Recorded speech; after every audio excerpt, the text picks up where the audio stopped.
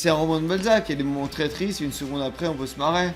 Et bah là on va pas se marrer. Non mais si vous commencez à me parler d'André Berkoff à toutes les phrases, je vais peut-être disparaître. Vous avez une gueule de gendre idéal, alors qu'en fait, ce sont les pires gueules de gendre idéal. Dans le coffre de la voiture, il y a une Kalachnikov, ne joue pas avec moi. Farc, redites-le après moi. Des farcs, Farc. des farcs.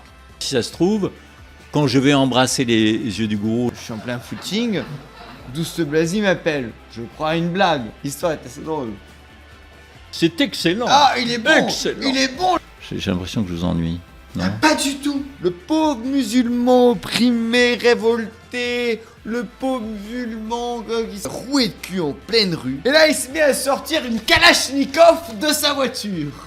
Où vous rencontrez un ministre mauricien qui veut vous baiser. Ça se passe en pleine nuit, donc j'ai pas vu grand-chose. Vous voulez en parler? Non. D'accord. Des limousines, des voitures d'Hyperlux, des Ferrari. Belle hospitalité française. Un asile psychiatrique et dans lequel il y avait des gens qui étaient évidemment malades sur le plan psychiatrique.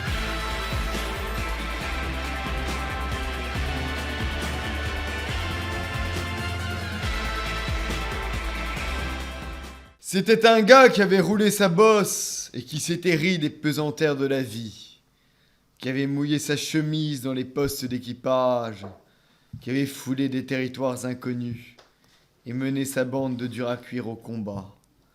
Un gars qui avait pris peur en entrant pour la première fois dans une bibliothèque et qui avait ensuite su dompter les livres.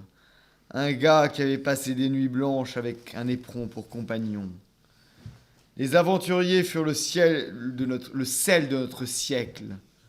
Sans leurs troupes bigarrées, scintillantes de l'éclat des illusions et des faux diamants.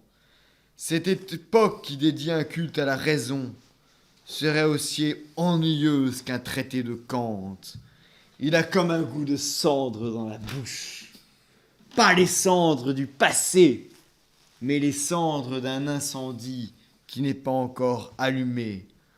Avec toujours à l'esprit cette idée qu'il y a une extrémité pire que de se tromper de chemin, c'est de rester immobile. Il rêvait d'étreindre l'histoire avec une majuscule, en gâchant de l'andre pour moudre le grain de sa mélancolie. Pas d'horizon cernable ou discernable, l'aventure toute crue, toute nue, qu'importe l'infidèle, pourvu qu'on y livraisse une croisade, la perspective d'une rédemption. Ma liberté au fil des instants gagnait en majesté et en confiance. Des amarres se rombaient. L'ébauche d'un héros tirait sur la liesse. Fini la soumission de l'irrémédiable. Le jeune homme impétueux avec qui j'avais rendez-vous voulait devenir un autre. Personne ne l'avait condamné à la réclusion conjugale à perpétuité. Il était temps peut-être de risquer cette chose merveilleuse, bordélique, baroque et fatigante qu'on appelle une aventure. Bernard de la Villardière, bonsoir. Bonsoir. Alors, en 68, certains connaissent des bombes à Nanterre. Vous connaissez des bombes, mais à Beyrouth. 68, oui, non, enfin la guerre civile 69. Au Liban a commencé plus tard. 69. Mais en 68, non, c'est mon entrée en politique parce que je me souviens qu'on était exilés en Italie. Mes parents vivaient à Gênes à l'époque. C'était avant la période libanaise, sur laquelle on reviendra tout à l'heure. Et je me souviens de mon père faisant les 100 pas devant les rideaux de ma chambre, devant la fenêtre, et m'expliquant qu'en France, il se passait des événements qui faisaient qu'on ne savait pas très bien si on rentrerait un jour dans notre pays. C'était 68, avec l'éloignement, on ne savait pas très bien comment allait tourner la révolution de mai 68. C'était un truc des Mingos. Et donc pour la première fois, mon père me parlait. parlait en tant qu'adulte. Voilà. Et c'était mon entrée dans la vie d'adulte. Voilà. Mais vous, le 68, c'est pas du tout le truc des bobos qui font la révolution. Pareil, c'est J'avais la 10 vraie ans. guerre au Liban. J'avais 10 ans, donc voilà. Un Après, peu celle qu'avait Kuberkov. la guerre civile au Liban, c'est 74-75. Il y a eu les premiers incidents armés en 1973, et à l'époque, en effet, j'habitais à Beyrouth. Alors, un jour, par exemple, un chauffeur de taxi, ça c'est génial, vous nettoie sa voiture, et vous montre le coffre de sa voiture. Et là, il se met à sortir une Kalachnikov de sa voiture. Mhm. C'était où ça? Ça, c'était au Liban, toujours. C'était au Liban, c'est Ouais, c'était au extraordinaire Liban. ça, c'est dingue. Et c'était avant Ça la guerre montre civile. bien l'ambiance. Oui, oui, bien sûr. Ben, je me souviens de mes amis libanais qui, dans la cour de récréation, me disaient « Ne joue pas avec moi. Tu sais, mon père, il a un chauffeur. Et dans la voiture, dans le coffre de la voiture, il y a une Kalachnikov. Ne joue pas avec moi, ne m'embête pas. » J'ai redouté d'être égorgé dans mon lit par un corsaire surgi de coq en stock. Ben, j'abusais un peu des lectures de Tintin à l'époque. Et Tintin me C'est pas de traumatisait. la rue le corsaire. Non. Et donc, oui, je me souviens que ma première nuit à Beyrouth a été assez agitée. Alors à 11 ans, vous êtes chez les frères Marine, les montagnes libanaises. Mariste. Maristes, pardon. Vous êtes violé? Non. Non, pas que je me souvienne. Mais ce qui est terrible, ça c'est génial, vous vous mettez à faire pipi partout. Vous avez un point commun avec Daniel Evenou. Vous avez une crise d'urine, vous êtes chez les frères Maristes, et vous faites pipi dans votre lit, par la fenêtre de votre chambre, dans la cour de récréation en contrebas, pipi partout. Et vous êtes renvoyé à 11 ans à cause du pipi partout. Oui, C'est c'était écrit dans vos mémoires, hein, si vous les avez lus. C'était plus compliqué que ça, mais en effet, j'avais peur de traverser le dortoir et d'aller dans les toilettes qui étaient à l'autre bout. Et en effet, j'avais trouvé commode d'ouvrir la fenêtre au-dessus de mon lit et de pisser par la fenêtre dans la cour. Et en effet, pendant quelque temps, les surveillants se demandaient qu'est-ce que c'était que cette flaque de pipi qui était juste devant le réfectoire. Donc c'était pas, évidemment, le matin, quand on se bousculait pour le petit déjeuner, c'était pas génial. Tout le monde mettait ses semelles dans mes traces d'urine. Et il n'y avait pas encore de recherche ADN à l'époque, mais très vite, on a compris que c'était le garçon qui habitait juste au-dessus, dont le lit était juste au-dessus. Je peux poser une question conne? Et donc, voilà. Et puis, par ailleurs, j'ai été dénoncé par un vilain camarade. Je peux poser une question conne? Ouais. Vous qui avez fait le tour du monde, est-ce qu'il y a des façons de pisser différentes autour du monde? Est-ce que, par exemple, je sais pas, à l'autre bout du monde, on pisse pas du tout et on a des rituels autour du pipi, je sais pas, de la façon dont on se pisse, dont on se cache pour pisser, dont on prend ses précautions différentes dans certains pays du monde? Oui, on peut pisser en effet en étant accroupi sur les genoux, assis sur les chevilles. Ça dépend des pays, ça? Oui, ça dépend du pays et des circonstances. Hein. Ouais. Voilà, mais c'est pas un marqueur civilisationnel et idéologique. Au risque de vous décevoir. Vous me décevez. Alors, ce qui est terrible, c'est que vous avez une gueule de gendre idéal, alors qu'en fait, ce sont les pires gueules de gendre idéal qui sont les fumeurs de shit. Vous êtes trimballés d'établissement en établissement, à chaque fois renvoyés pour indiscipline. Non? Oui. Oui? Mais pourquoi vous étiez si indiscipliné? Vous avez l'air très très sage, trop sage même. C'est inquiétant. Oui. Pourquoi? Parce que j'avais un rapport compliqué à l'autorité, du fait d'un père d'une grande sévérité, et je ne concevais que l'autorité légitime, en l'occurrence celle de mon père, même si même si j'ai fini par me révolter aussi contre l'image du père, mais un peu tard peut-être. Voilà, donc oui, en effet, j'avais du mal à... Je concevais le monde comme une énorme prison dans laquelle nous étions tous condamnés à jouer un rôle.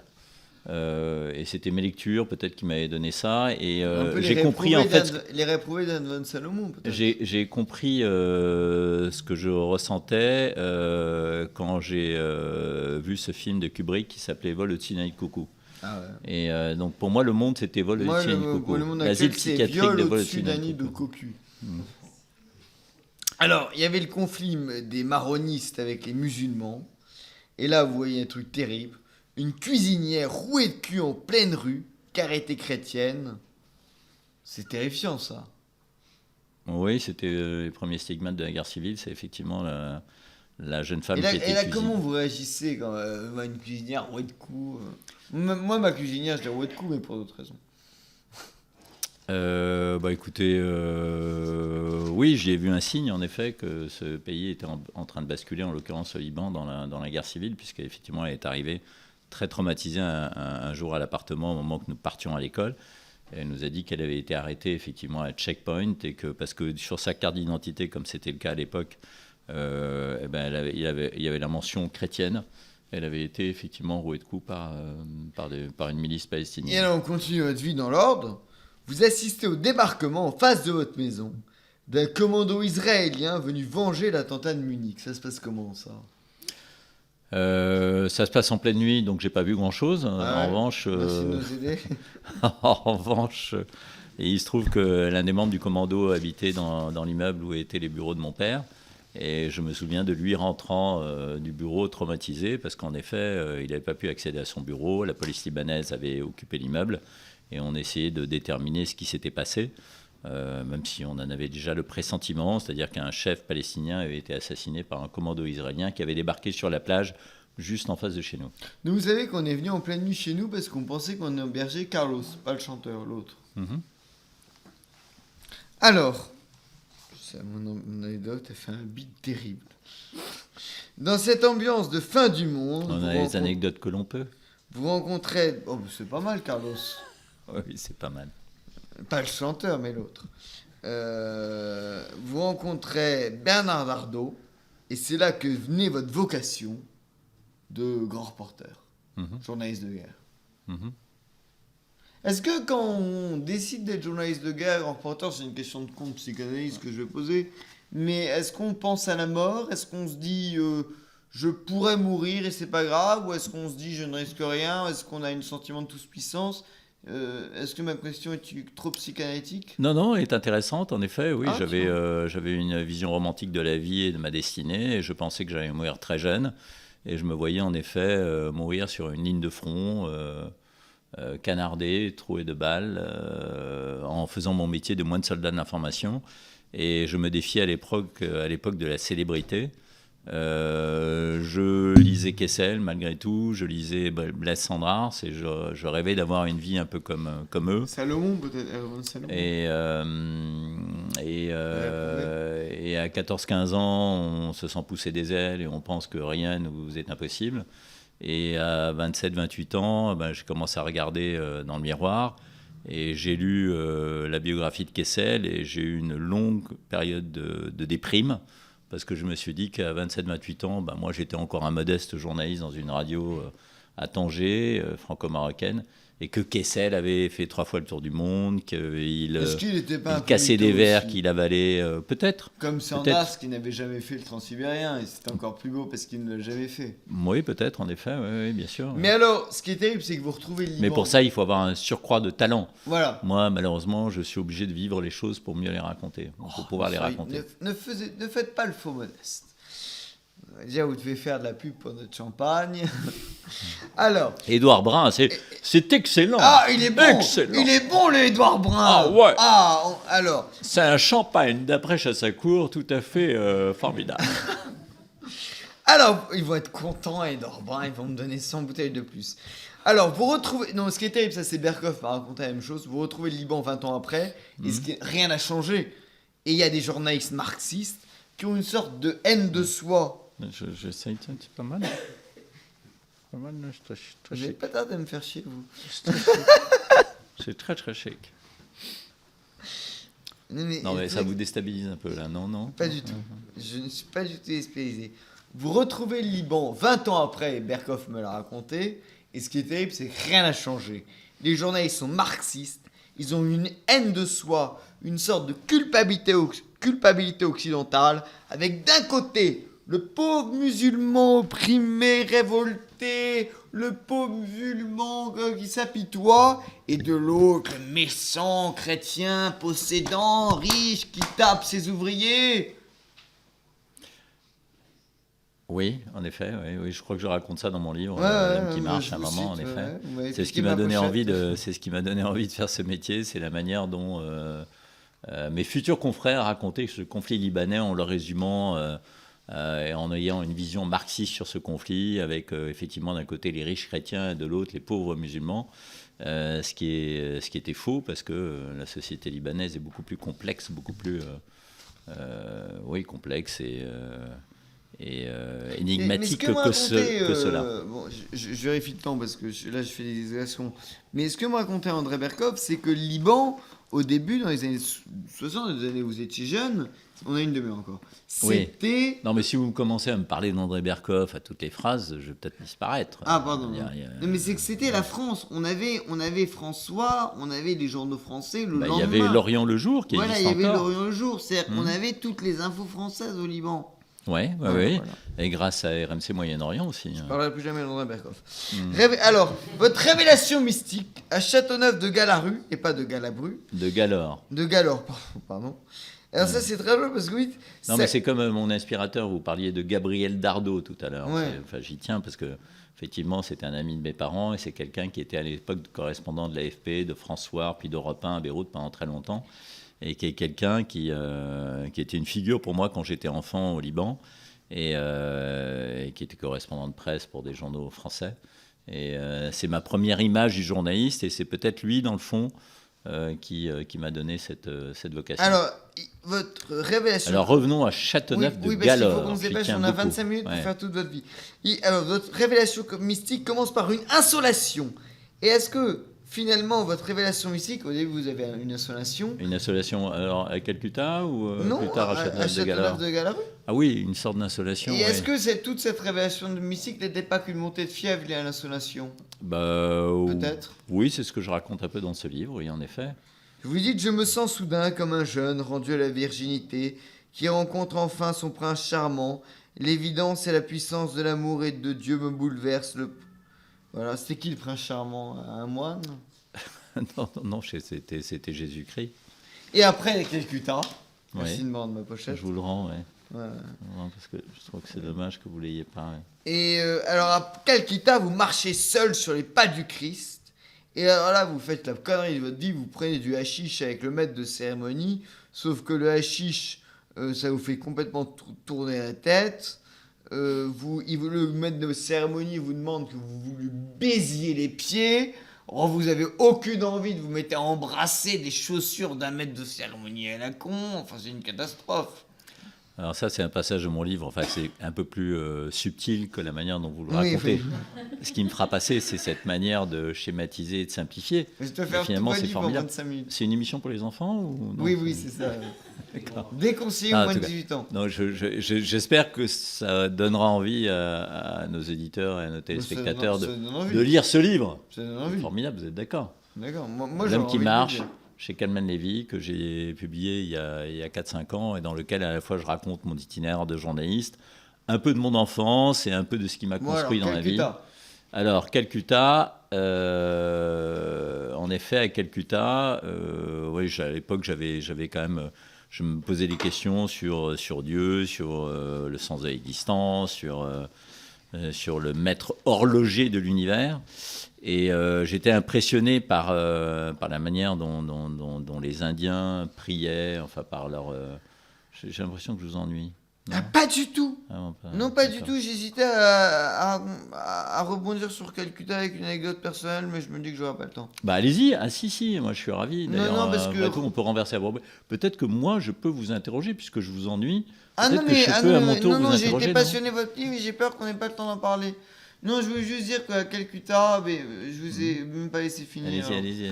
À Calcutta, René de Obadia, que vous avez peut-être bien connu. Qui est mort il n'y a pas longtemps. Voilà, qui est mort, qui était un de mes meilleurs amis, Ouais, m'a raconté qu'une vache sacrée était tombée amoureuse de lui. Il avait suivi pendant 3 jours à Calcutta. L'histoire est drôle. Ah, c'est pas impossible. Ouais, c'est pas impossible. Alors, vous avez été refusé à l'heure actuelle, ça c'est drôle. Trop à gauche? Non, alors pour revenir à l'histoire du gourou à Calcutta, non, parce que moi aussi j'en ai des anecdotes sur Calcutta quand même. Voilà, donc à Calcutta, à un moment, j'ai effectivement été dans un ashram avec un gourou revêtu d'une robe safran et j'ai fait la queue en me disant, à l'époque je me disais peut-être que mon destin c'est de rester ici, c'est de vivre ici et d'être auprès d'un gourou qui serait mon guide et de m'abstraire des horreurs et du silence assourdissant du monde.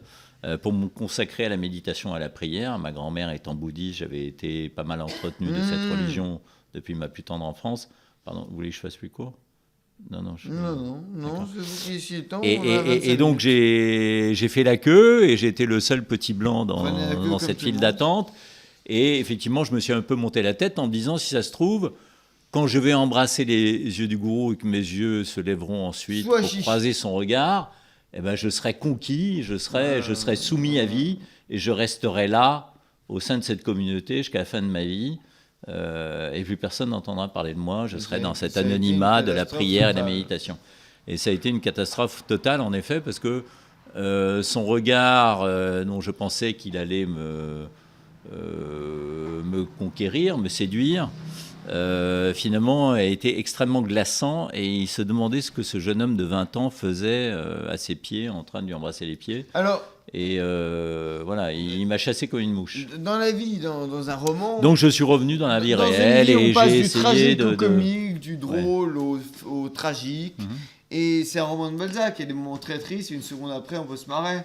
Et ben là on va pas se marrer. Juin 93, vous couvrez l'incendie qui ravage une clinique psychiatrique près de Rome. Près de Rennes. De Rennes. Ah pardon. Ouais, près de Rennes. Ouais. Vous voyez comme quoi j'ai écrit mon livre, hein. Je l'ai pas fait écrire. C'était pour vérifier, mais ça change rien. C'est encore pire près de Rennes. Quel souvenir gardez-vous de ça, même si la question est bateau, je sais. Mais... C'était celui c'était un asile psychiatrique et dans lequel il y avait des gens qui étaient évidemment malades sur le plan psychiatrique cet endroit avait été victime d'un incendie. La plupart des pensionnaires étaient morts dans l'incendie. Et j'ai fait une interview d'un papa rassuré parce qu'on n'avait pas trouvé le corps de son fils. D'ailleurs, si on avait un peu de temps, on parlerait des situations dans les hôpitaux psychiatriques qui sont souvent honteuses en l'occurrence, je ne sais pas. En tout cas, oui, en effet, il n'y avait pas les portes de sécurité, il n'y avait pas les portes anti-incendie nécessaires, c'est clair. Mais il y a beaucoup de choses donc à cet homme m'a raconté qu'il était rassuré parce qu'on n'avait pas retrouvé le corps de son fils, carbonisé. Et en fait, j'ai fait une interview de lui. Il disait, oui, mon fils, c'est surtout qu'on enferme dans les hôpitaux psychiatriques des gens parfois sans raison. Il était fugueur, donc il est possible qu'il ait quitté cet asile et qu'il soit dans la nature et qu'on le récupère rapidement. Et maintenant, alors on passe du tragique au comique. Une interview avec Adriana Carambeu, qui a un décolleté affriolant, on voit tous ses seins, et elle a froid. Malheureusement, il fait froid, comme dans mon studio. On a payé tout en bougie, rien en chauffage. Donc il fait froid dans le studio, on a payé tout en champagne, rien en chauffage. Et donc, votre producteur vous dit à l'oreille, si tu arrives à lui mettre un châle, c'est au moins 2 points d'audience en plus. Est-ce que maintenant, avec Michel Simès, c'est 2 points d'audience en moins ? Je ne sais pas, parce que je ne regarde pas l'émission, mais en tout cas, à l'époque, j'étais comme un petit garçon face à Adriana Carambeu, qui était perchée sur ses hauts talons et qui me dominait largement. Et effectivement, quand elle m'a posé la question du châle, si elle pouvait mettre un châle, je me suis dit en effet que c'était aussi une question d'audience. Et donc je l'ai rassuré en lui disant que si l'atmosphère et si la température était plutôt basse au moment où nous attaquions cette interview, très vite, grâce au sunlight, aux lumières, au spot du studio, il allait faire très chaud. Et donc elle n'a pas mis ce châle et nous avons fait un record d'audience. Et à un autre endroit, il a fait chaud. Il faut dire que c'était l'époque où Zone Interdite faisait entre 5 et 6 millions de téléspectateurs tous les dimanches soirs. À un autre endroit, il a fait très chaud et ça a été très chaud pour vous et malheureusement trop chaud pour vous. C'est à l'île Maurice où vous rencontrez un ministre mauricien qui veut vous baiser. Un vice-premier ministre. Ouais, qui veut vous emballer. Un premier ministre, non, je suis pas. Il veut vous lui rouler des pelles, il vous invite à dîner chez lui, il vous invite dans une discothèque du Club Med, il veut vous embrasser. Le mec est un roue libre total. Et ce jour-là, j'ai été invité à danser par... Marine Le Pen. Non. Marion Caroline. Yann. Je la connais. Yann Le Pen. C'est une énigme que j'ai résolue récemment d'ailleurs. Oui, parce que je peux dire pourquoi, parce que Yann s'occupait de Club Méditerranée. Absolument, à l'époque elle était en poste au Club Méditerranée. Et à l'île Maurice. Yann était assez chaudasse. C'était dans les années 80. Elle dansait bien. Je dirais pas ça, mais c'était une femme qui était plutôt jolie. J'ai été marié sous la surveillance de mon épouse, donc ça n'a pas été très loin. Non, même pas un bisou. Non, mais Yann a été une aventurière. Yann Le Pen était la fille de Le Pen. Elle a rompu avec Jean-Marie Le Pen et est devenue s'occuper de Club Med pendant 30 ans. Et après, je crois qu'elle travaille avec sa sœur maintenant. Maintenant, elle est revenue en Tiron, comme Marie-Caroline qui s'est Et c'est la maman de Marion Maréchal. Et c'est la maman de Marion Maréchal qui a couché avec Roger Hawk. Qui est le père de Marion Maréchal. Autre personnage de roman, Roger Hawk. Absolument, que j'ai bien connu. Hein. Ouais, alors, quel souvenir de Roger Hawk? Je l'ai croisé au cours de la première guerre du Golfe. Lui, c'est un personnage de roman. En 90-91. J'étais à RTL, je me souviens, quand il a été enlevé au Liban et ensuite libéré. Et je me souviens effectivement de ce mouvement, de cette émotion dans la rédaction au moment où on a annoncé sa libération. C'est quelqu'un que j'aimais beaucoup, qui était un séducteur, qui était un homme qui aimait la vie, qui a croqué à belles dents. Pourquoi il est mort si jeune? Il a eu un cancer, une tumeur. Pas de bavardage. Il a eu une tumeur au cerveau. Alors, dans les années 80, ça c'est très drôle parce que c'est un copain commun. Vous croisez Tahar Benjeloun, qui est un de mes meilleurs amis. Et alors que vous venez d'arriver au Maroc et vous vous promenez dans la rue, il y a un vieil homme qui vous tape avec un livre de Tahar Benjeloun qui s'appelle Hospitalité française et qui vous pète la gueule avec le livre. Ouais, absolument. Je ne connaissais pas Tahar à l'époque, j'ai fait sa connaissance un peu plus tard. Et en effet, c'était un livre qui était un essai, un brûlot contre le racisme en France. Et l'hospitalité française, c'était évidemment ironique. Il était lourd, le livre, pour taper? Non, il n'était pas très lourd. Non, il devait faire 200 pages. C'était un essai, voilà. Mais en effet, qui décrivait la France comme un pays raciste. Et donc, arrivé à Tanger, effectivement, cet homme était muni de ce roman, de cet essai, et m'a frappé avec la tranche du livre. Et je trouvais ça tout à fait injuste, parce que pour avoir fait le tour du monde, je pense que la France est un des pays les moins racistes au monde. Je vous assure. Je vous assure, non, je vous assure parce que j'y connais rien, donc je suis d'accord avec vous, pardon. C'est prétentieux de dire, je vous assure. Je voulais juste dire que Tahar me demandait d'écrire ses SMS de drague. C'est moi qui ai écrit tout SMS, parce que quand il veut écrire des SMS de drague à des filles, il me dit, est-ce que Simon, tu veux pas écrire le SMS à ma place? Si pour ce SMS de drague de Tahar Benjeloun, une copine, plutôt une copine, vous saurez que c'est écrit par Simon. Quand même. Ouais, d'accord. Alors, il y a la conf d'Amin Malouf qui dit « Monsieur, arrêtez de nous parler de l'âge d'or de l'islam. Aujourd'hui, nous sommes dans le déclin. » Et il vous dit en gros qu'on est dans une dictature. Qui ça? Amin Malouf. Non, Amin Malouf, oui, il faisait une conférence sur Léon l'Africain. Il venait de publier son premier roman. On est au Maroc. Inspiré de faits historiques, évidemment. Léon l'Africain, c'est un personnage qui a vraiment existé. Et on est au Maroc et il fait effectivement une conférence sur l'islam, sur la dynastie des Omeyyades, sur Léon l'Africain, sur toute cette saga d'un islam conquérant et en même temps riche de diversité, de subtilité, sur de multiples plans en tout cas, parce que c'est plus qu'une religion, c'est une civilisation. Vous vous souvenez, Omar Khayyam, le poète du vin, Samarcande, il faut lire le livre pas de Tahar Benjeloun, mais Amin Malouf, sur Samarcande. Et donc dans la salle, en effet, à ce moment-là, j'assiste à cette conférence à Tanger où j'étais journaliste à l'époque, et un jeune homme se lève en disant « Mais arrêtez de nous parler de l'âge d'or de l'islam, regardez où nous en sommes aujourd'hui ».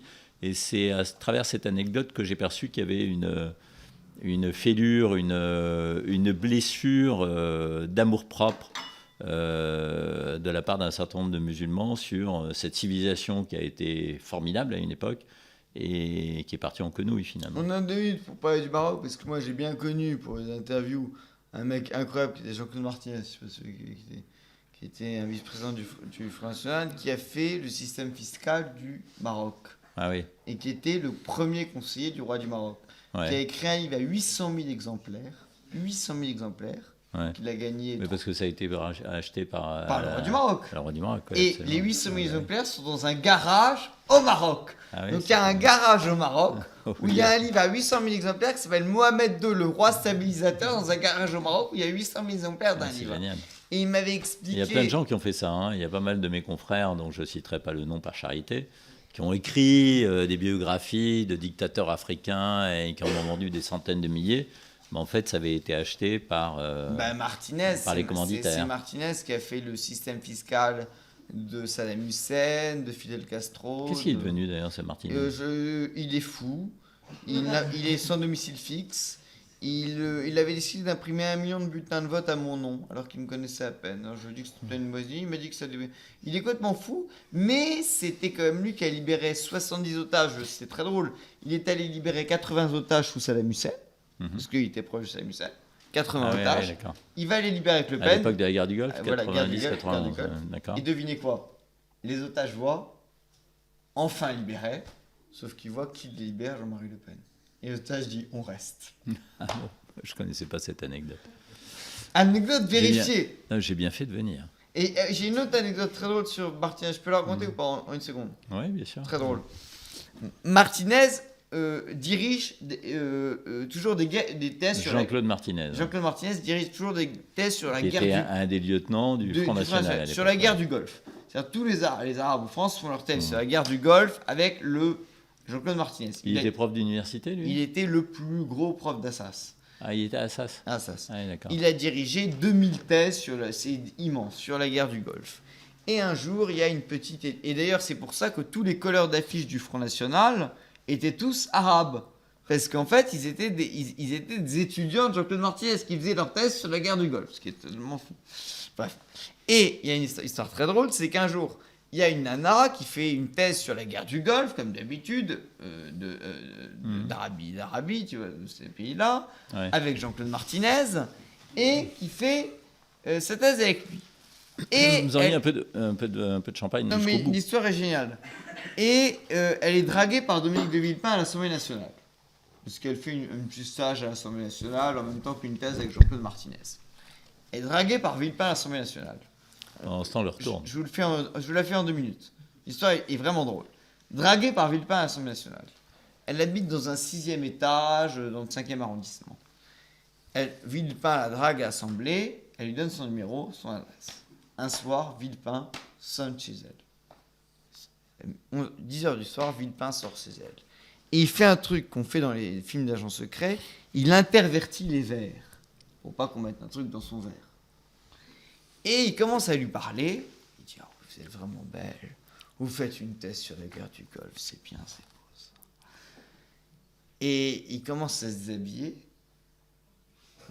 l'affaire va se faire, et là il dit « Mais avec qui vous faites votre thèse ?» Et là il dit « Avec Jean-Claude Martinez. » Et la Villepin dit « Putain, c'est un piège de Le Pen !» Il se rhabille à la seconde, il part, il la revoit jamais. L'histoire est assez drôle. Bon, moi je la trouve drôle. Non, vous la trouvez pas drôle? Oui, je sais pas, je veux pas... Non, bon. C'est un bide. Moi je la trouve amusante. On n'a plus que peu de temps, hein. Alors, il y a ce jour. Alors, on va passer votre enquête au Liban sur les assassinats politiques par les mains syriennes. Vous voulez en parler? Non. D'accord. Alors, vous êtes en plein footing avec Douste... et vous avez un appel de Douste Blazy. Donc oui, je suis en plein footing. Douste Blazy m'appelle. Je crois à une blague. Je me trompe pas. Ouais. Je le raconte beaucoup mieux que ça. Mais voilà, non, mais je fais vite. J'ai encore 10 minutes pour faire toute notre vie. Et il vous dit, je veux vous voir le soir au Quai d'Orsay. Et là, c'est incroyable. Il vous donne une mission d'aller en Colombie, apporter un message confidentiel au porte-parole des FARC, Des FARC. pour la libération d'Ingrid Betancourt. FARC.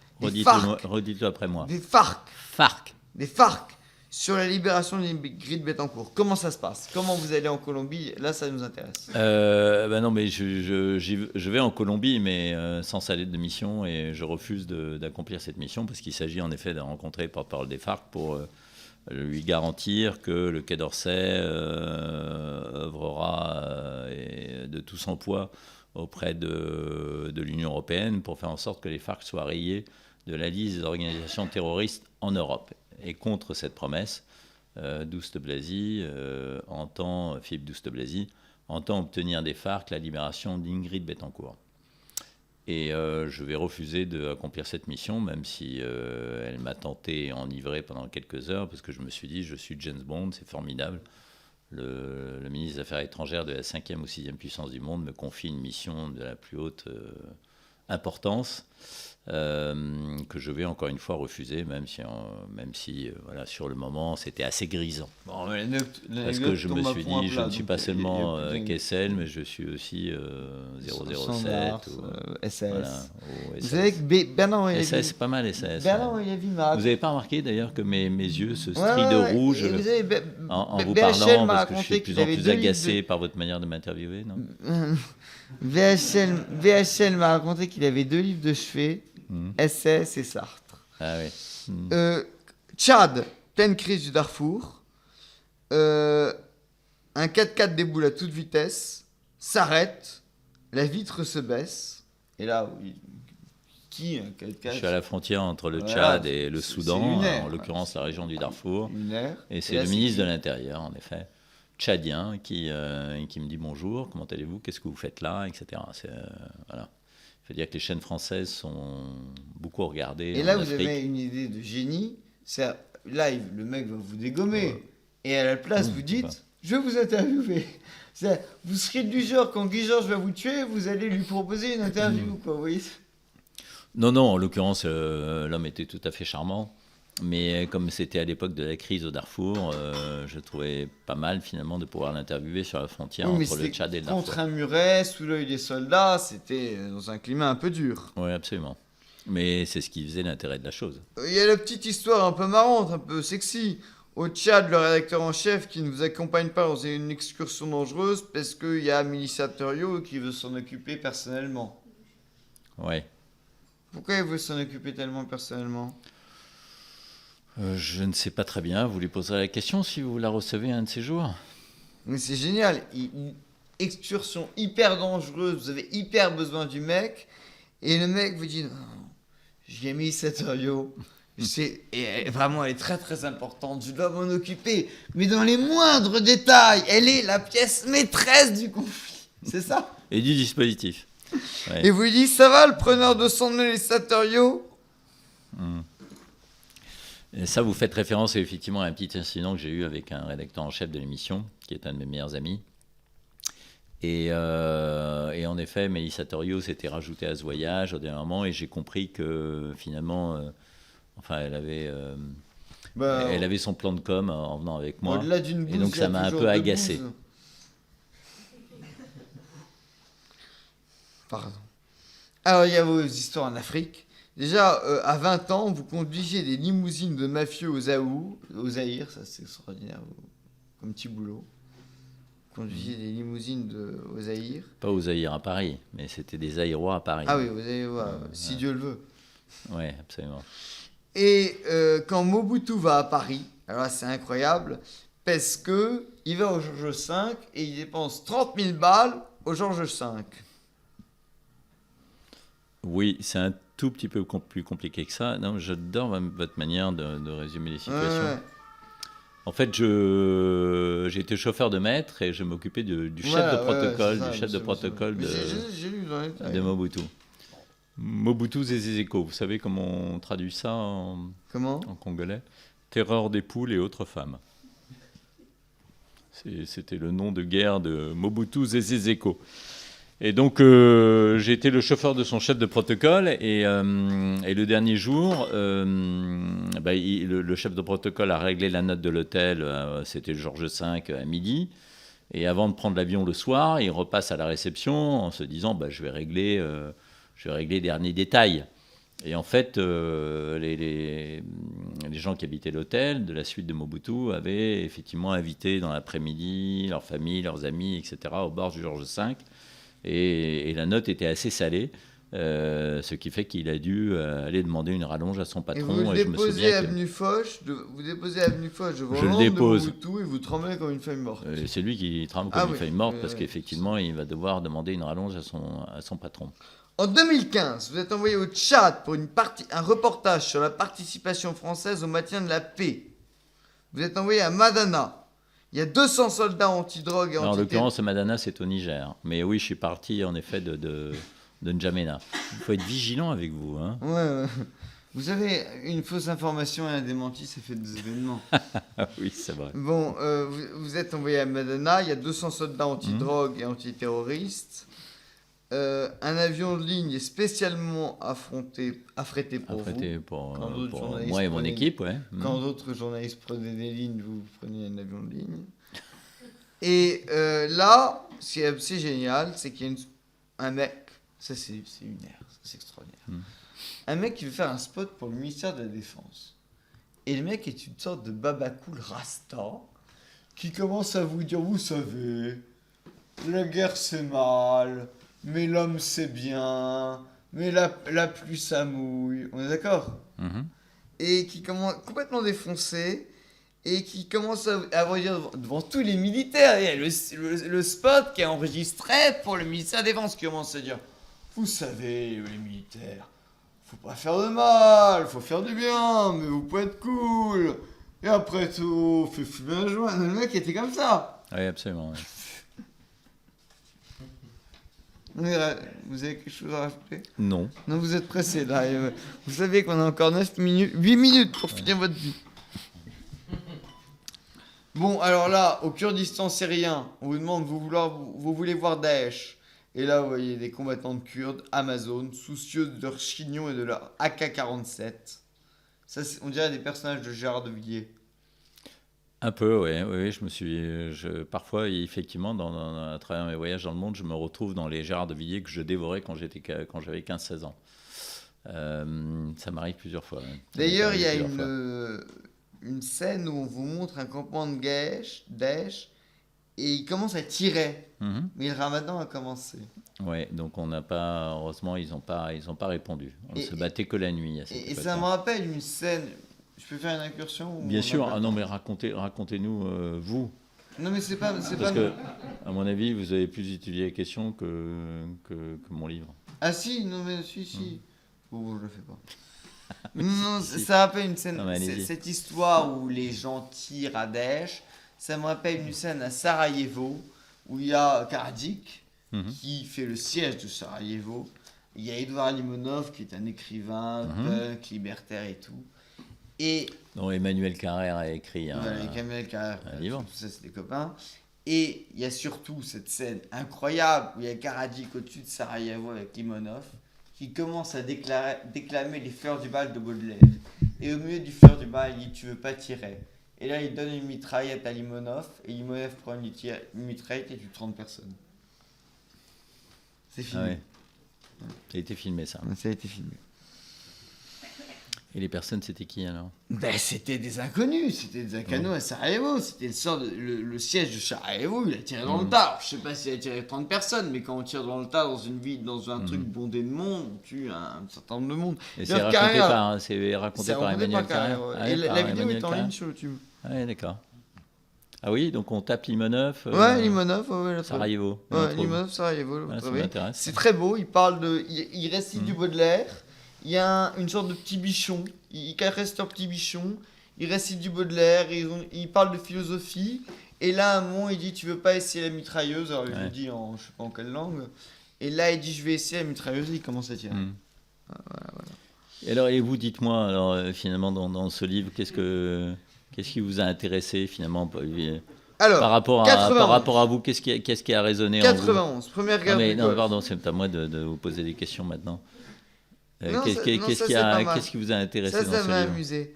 Non, mais dites-moi, qu'est-ce qui vous a intéressé dans ce livre? Non, parce qu'on n'est pas tout à fait de la même génération. Non, je vous dis... J'ai passé la soixantaine, vous avez à peine 30 ans. J'ai plus 4 fiches, donc on a plus de 3 minutes pour 4 fiches.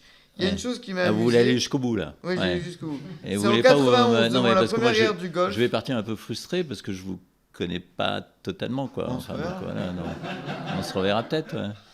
Première guerre du Golfe, ce qui est très drôle, c'est que c'est totalement apocalyptique, les Allemands qui déversent des milliers de GI, une épée de fumée noire, et les gens qui fuient, c'est des milliardaires. Alors on voit des limousines, des voitures d'Hyperlux, des Ferrari qui sont en train de fuir, des 4x4 qui sont bourrés effectivement de plein de choses. C'est génial ça. De télévision, de magnétoscope. Alors, je continue. Votre vie est incroyable, mais je dois la faire vite, j'ai 3 minutes. C'est L'homme qui marche, c'est édité par Kalman Levy, et je crois que oui, on peut le trouver encore sur Amazon. Mais là c'est l'homme qui court en ce moment. Et non, comment vous avez trouvé le livre, parce que c'est un peu confus parfois, non? Non, c'est un peu... Alors là, c'est génial. Vous tentez d'aller en Irak pour voir l'insurrection anti-Koweït, et on fouille votre véhicule. Et là, il se révient. On trouve des cartes postales du Koweït.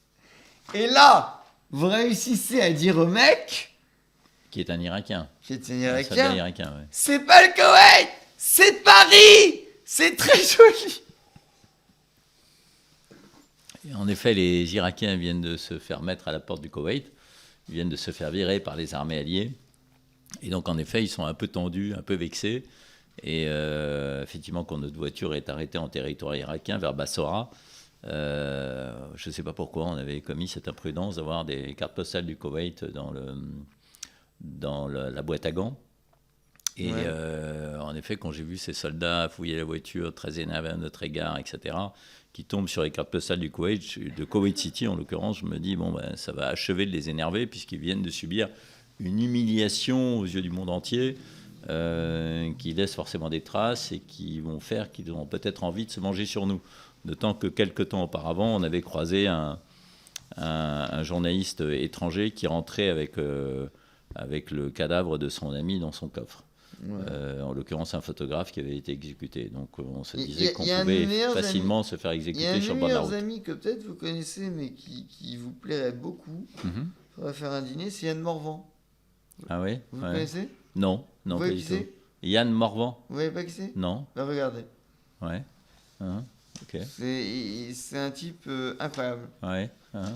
C'était l'un des plus grands photographes de guerre au monde. Il a vécu 3 ans avec Guy Georges. Il s'est fait condamner 3 ans avec Guy Georges, ouais. Ouais, parce qu'il avait Guy Georges comme assistant photo. Ah bon? Ouais. Ah oui, d'accord. Il s'est fait condamner à mort au Tchad. Voilà. C'est un mec incroyable. Il a écrit un livre? Oui, bien sûr. Il a écrit 60 livres. D'accord. On a une minute on va encore. s'approcher de la fin. On a 2 minutes. On a 2 anecdotes. Ça, c'est très drôle. Arabie Saoudite. Et les Saoudiens veulent visiter votre chambre d'hôtel et se précipitent sur votre terrasse. Pourquoi? On pourrait penser pour s'intéresser à la philosophie, à Kant, à Victor Hugo. Pas du tout. Pour dévorer les filles en bikini occidental au bord de la piscine. Et de ce jour, en effet, effectivement, on avait constaté l'hôtel Méridien à Dharan, en Arabie Saoudite, avait constaté qu'il y avait beaucoup de Saoudiens qui louaient les chambres d'hôtel qui donnaient sur la piscine, avec des terrasses qui donnaient sur la piscine. Et c'était tout simplement pour reluquer les jeunes reporters en bikini au bord de la piscine, entre 2 reportages sur la ligne de front. L'accès a été interdit. Et donc, absolument. On a du coup interdit, au lieu d'interdire la location des chambres par les Saoudiens, le Méridien a trouvé utile de dire aux filles occidentales de ne plus aller à la piscine. Donc on se retrouvait entre mecs à la piscine, c'était très frustrant. Il est 20h59, on a 1 minute. Raoni, votre dernière anecdote. Fin 90, vous le rencontrez au Brésil. Cérémonie au cours de laquelle les Indiens réveillent l'esprit des morts. Et Raoni tente un peu de vous convertir aux forces de l'esprit. On pourrait se demander déjà comment Raoni mange. Et surtout, ce qui est très drôle, c'est un jour Raoni va chez vous et vos enfants vous le découvrent dans le canapé en jean, mais avec ses plumes et son plateau labial. Et alors, c'est qui ce Raoni? En vrai? Raoni vit Au-delà de toujours. l'image, Raoni parce vit que toujours. Il a l'image vécu une épreuve difficile parce qu'il a perdu sa femme il y a quelque temps. C'est un homme pour lequel j'ai beaucoup d'estime pour avoir passé quelque temps avec lui en Amazonie, dans une case avec 30 autres personnes. J'ai encore le souvenir de son rire dans les oreilles parce que j'étais venu avec un petit hamac. J'avais acheté un hamac d'enfant, je m'étais trompé, j'avais acheté un hamac d'enfant à Rio. Et donc il m'a aidé à mettre mon hamac, à l'attacher. En fait, le hamac s'est effondré, je me suis effondré de mon hamac au milieu de la nuit. Et c'est lui qui avait pourtant assuré, qu'il avait installé. Il a connu Pierre Richard, donc la chèvre. Oui, et donc oui, j'étais un peu Pierre Richard dans la chèvre, puisque je suis tombé de mon hamac au milieu de la nuit et j'entends encore son rire. Évidemment, quand dans la nuit, il a compris qu'il m'était arrivé un malheur. Bon. Et il m'a aidé ensuite à remettre mon hamac en place. Pile l'heure à la seconde près. Et je sais que ça a été votre pire interview. Et par ailleurs, il est venu à Paris quelques temps plus tard. Et en effet, comme mes enfants se moquaient de moi en disant papa est le meilleur ami de Raoni, il se trouve que je l'ai invité à dîner un soir à la maison à Paris. Il venait faire la promotion d'un livre. Et j'avais dit à mes enfants, soyez là à l'heure parce que vos grands-parents vont venir dîner. Et en fait, au lieu des grands-parents, ils ont trouvé Raoni installé dans un canapé. Et c'était une jolie vengeance. On a fait pile le nombre de minutes. Je pense que vous avez fait la pire interview de votre vie. Non, c'était très Que sympa de vous alliez vous me rencontrer. détester, demander l'interdiction de l'interview. Non, parce que je me suis rendu compte à travers cet exercice que c'était pas si facile de poser des questions. Ah oui, vous êtes Donc trouvé une catastrophe. je me dis que finalement, je fais un métier voilà, Ah, c'est méchant comme qui a un phrase. certain art. C'est Bon. la phrase la plus méchante que... Mais non, pas du tout. Bon, allez, en tout cas, on était ravis Merci pour en se tout cas de voir, m'avoir c'était reçu. très sympa d'être venu. Je vous envoie l'émission. À très Salut bientôt. et fraternité, comme disait-on. C'est pas si terrible. C'est pas si terrible.